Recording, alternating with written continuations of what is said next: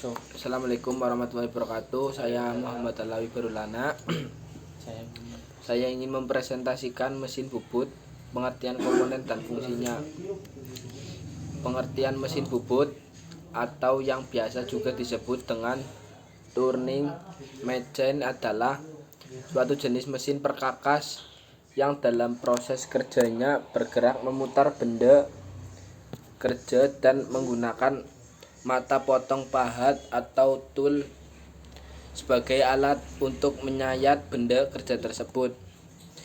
Prinsip kerja satu mesin bubut bekerja berdasarkan prinsip memutar benda kerja dan alat pemotong tetap. Benda kerja dipegang di antara dua penyangga yang kaku dan kuat yang disebut pusat atau dicuk atau di plat muka yang berputar. Bubut menghilangkan bahan yang tidak ingin dari benda kerja yang berputar dalam bentuk serpihan dengan bantuan alat yang melintang di seluruh pekerjaan dan dapat diumpamakan jauh ke dalam pekerjaan. 3. Operasi pemotongan normal dilakukan dengan pahat potong yang diumpamakan secara paralel atau pada sudut kanan ke sumbu pekerjaan. 4. Pahat potong dapat diumpamakan pada sudut yang relatif terhadap sumbu kerja untuk kemiringan dan sudut permesinan. Sederhananya, prinsip kerja mesin bubut membuang bagian benda kerja untuk mendapatkan bentuk tertentu di mana benda kerja tersebut berputar dengan kecepatan tertentu seiring dengan proses input yang dilakukan oleh suatu alat yang bergerak sejajar sumbu dari benda kerja. Fungsi mesin bubut untuk meratakan atau membuat diameter luar dari benda kerja, untuk membuat diameter dalam dari sebuah benda kerja, untuk membuat ulir luar dari sebuah benda kerja, untuk membuat ulir dalam pada sebuah benda kerja, untuk membuat radius pada sudut benda kerja. Komponen mesin bubut seperti di gambar ya ada guys ya teman-teman. Bagian-bagian mesin bubut ini salah satunya bagian-bagian mesin bubut bisa diperhatikan.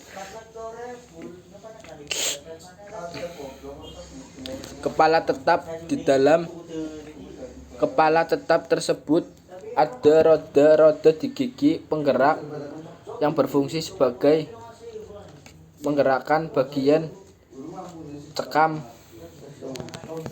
Itu ya, seperti di gambar diperhatikan. Alat pencekam benda kerja digunakan untuk mencekam atau mengikat benda kerja agar posisinya tepat dan kuat sehingga pada saat dilakukan proses pemotongan. Untuk pelindung mata dari percikan atau tatal yang terlempar, kepala lepas ini biasanya digunakan untuk memasang senter atau panah warna oranye atau tempat dudukan penjepit bor. Kepala lepas tersebut bisa digerakkan ke depan dengan cara kita kendurkan terlebih dahulu tuas atau panah warna ungu, baru kita putar tekanan panah warna biru, maka poros tengah akan keluar. Jika kita keluar ke kiri panah warna biru, maka poros akan masuk ke dalam. Di bagian sampingnya ada tuas untuk pengencang panah warna merah. Supaya lebih lepas bisa dijalankan atau digerakkan ke depan atau bisa didorong ke depan atau ke belakang. Jangan lupa dikeraskan lagi tuasnya untuk mengikat atau pengerasnya. Perhatikan gambarnya. Rumah pahat digunakan pemasang pahat-pahat atau alat-alat potong, baik itu pahat rata dan lain-lain, kemudian diikat oleh beberapa baut. Rumah pahat tersebut bisa dikendorkan dengan cara mengendorkan tuasnya seperti di gambar ya. Pahat warna kuning itu yang disebut, sehingga bisa diputar ke kanan dan ke kiri sesuai dengan kebutuhan. Eretan yang paling atas dinamakan eretan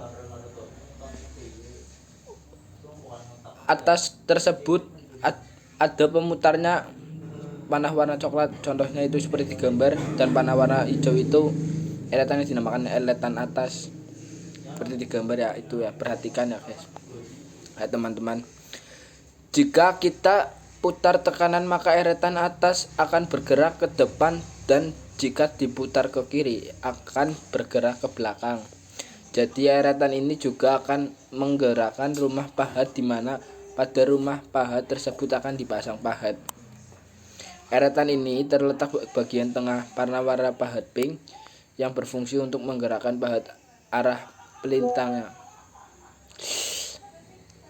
Jadi jika tidak putar panah warna hitam tekanan maka pahat akan bergerak melintang atau ke depan dan jika gerakan ke kiri maka pahat akan bergerak belakang. Seperti di gambar ya. Perhatikan gambar tersebut digunakan untuk menggerakkan eretan arah memanjang. Jika diputar ke kiri panah warna hijau untuk mendekati cekam, sebaliknya jika diputar ke kanan maka akan menjauhi cekam. Alat mesin atau panah warna abu digunakan untuk jalannya eretan maupun jalannya kepala lepas.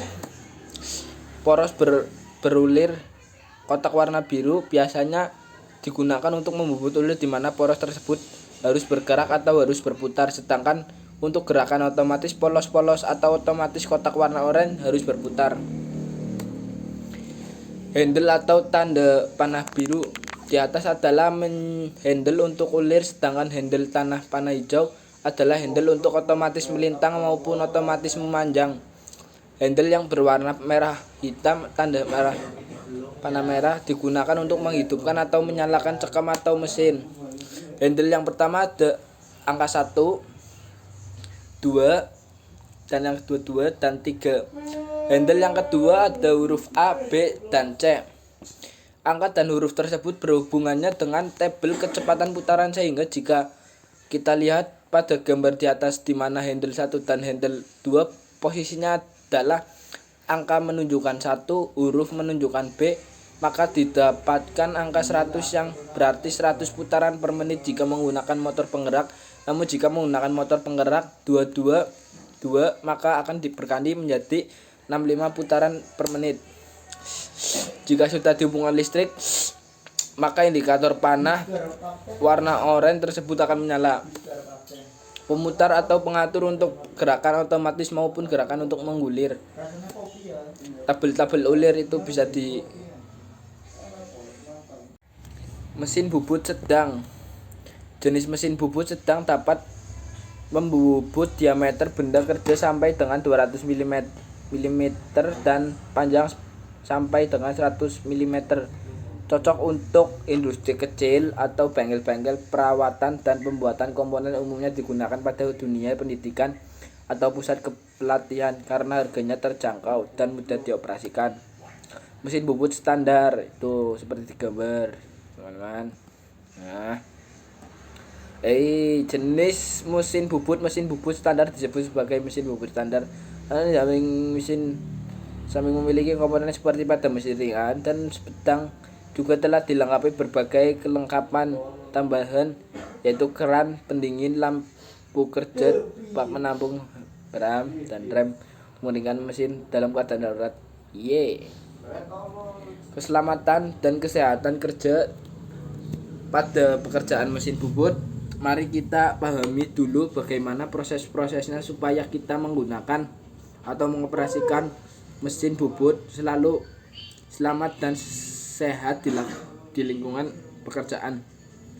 Ada hal atau kegiatan yang harus dilakukan dan hal yang tidak boleh dilakukan. Jadi ini wajib dilakukan ketika menggunakan atau mengoperasikan mesin bubut. Hal yang harus dilakukan dalam mengoperasikan mesin bubut: 1. Menggunakan pakaian kerja atau wearpack. Pakaian kerja dibuat dengan bahan yang berbeda pakaian.